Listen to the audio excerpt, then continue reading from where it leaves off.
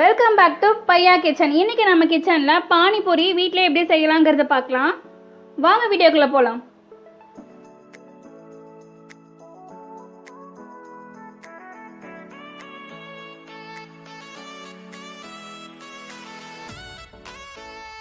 இன்றைக்கி மாவு பிசைறதுக்கு நான் 1/2 கப் ரவை எடுத்திருக்கேன்.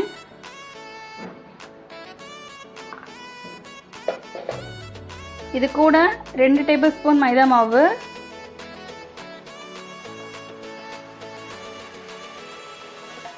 1/4 டீஸ்பூன் பேக்கிங் சோடா,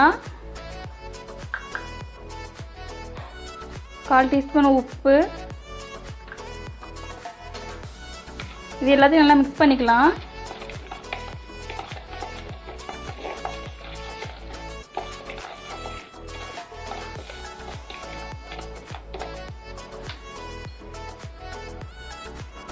இதெல்லாம் நல்லா மிக்ஸ் பண்ணியாச்சு. இது கூட நான் 1/4 கப் அளவுக்கு இப்போ தண்ணி எடுத்திருக்கேன். இது நார்மல் வாட்டர் தான்.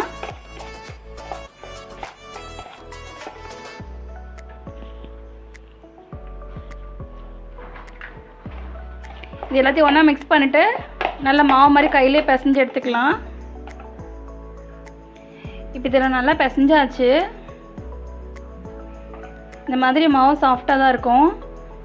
இப்போ இதை ஒரு ஈர துணி போட்டு மூடி வச்சு ஒரு 15 நிமிஷம் மாவு ஊறட்டும். இப்போ மாவு வந்து நல்லா ஊறிடுச்சு.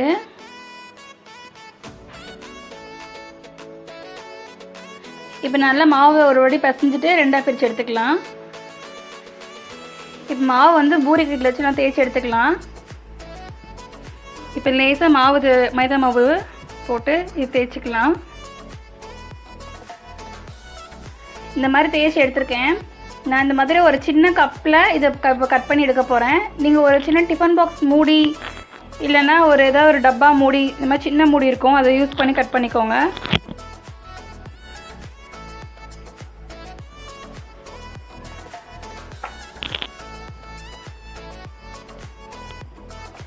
இது மீதியுள்ள மாவெல்லாம் எடுத்துக்கலாம்.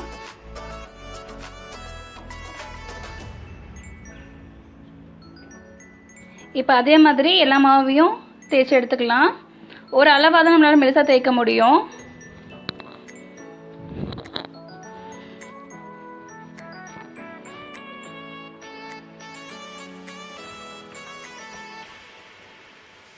இப்போ மாவெல்லாம் தேய்ச்சி எடுத்தாச்சு.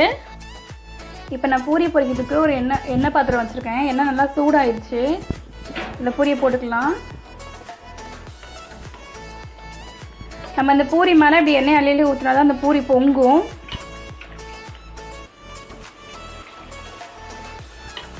ஒரு பூரி பொங்கினதுக்கப்புறம் அடுத்த பூரி சேர்த்துக்கலாம்.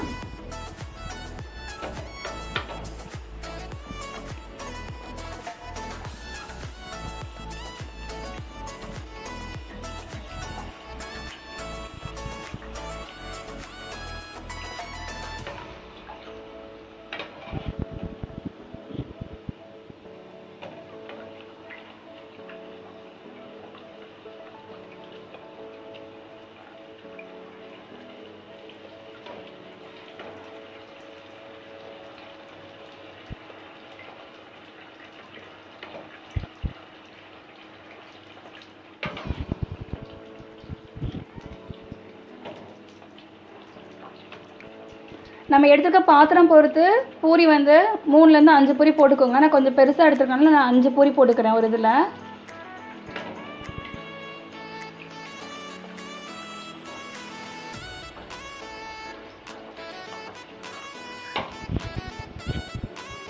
நான் அடுப்பை வந்து ஃபுல் ஃப்ளேமில் தான் வச்சுருக்கேன்.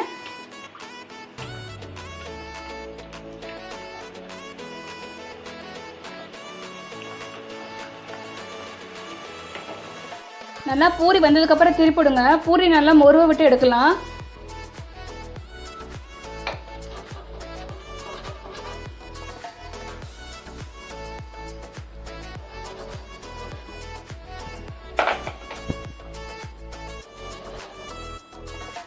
இதே மாதிரி எல்லா பூரியும் நல்லா பொரிச்சு எடுத்துக்கலாம்.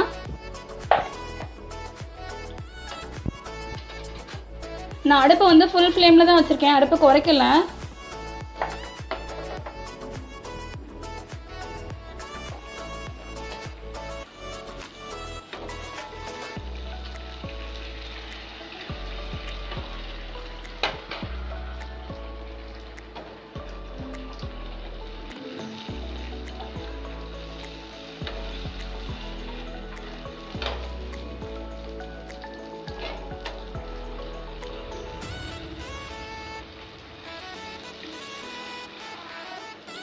இப்போ நம்ம பானிபூரி ரெடி ஆயிடுச்சு.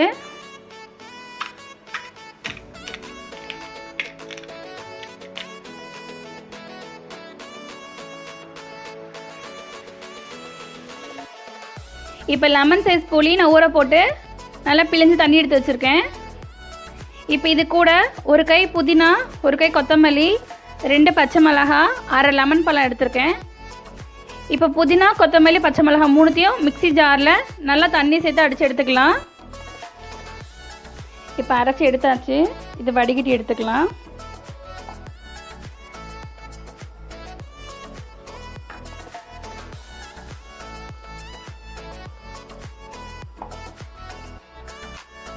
இது கூட லெமனையும் புழிஞ்சுக்கலாம்.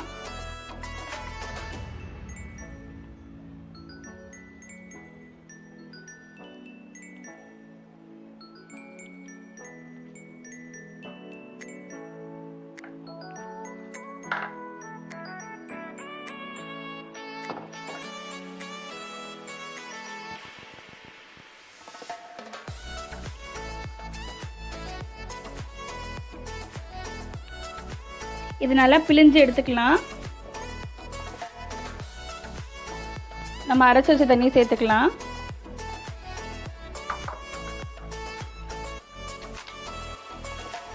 இதிலே தேவையான அளவு உப்பு சேர்த்துக்கோங்க.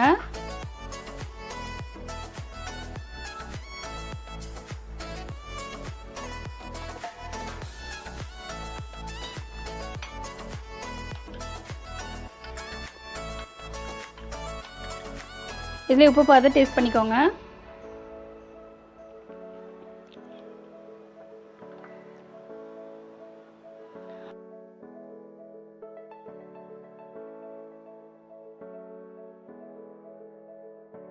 இன்றைக்கி மசாலா செய்கிறதுக்கு 1 கப் மஞ்சள் பட்டாணி 1 மணி நேரம் ஊற போட்டு ஒரு விசில் விட்டு எடுத்திருக்கேன். அது கூட ஒரு உருளைக்கிழங்கும் வேக போட்டு எடுத்திருக்கேன்.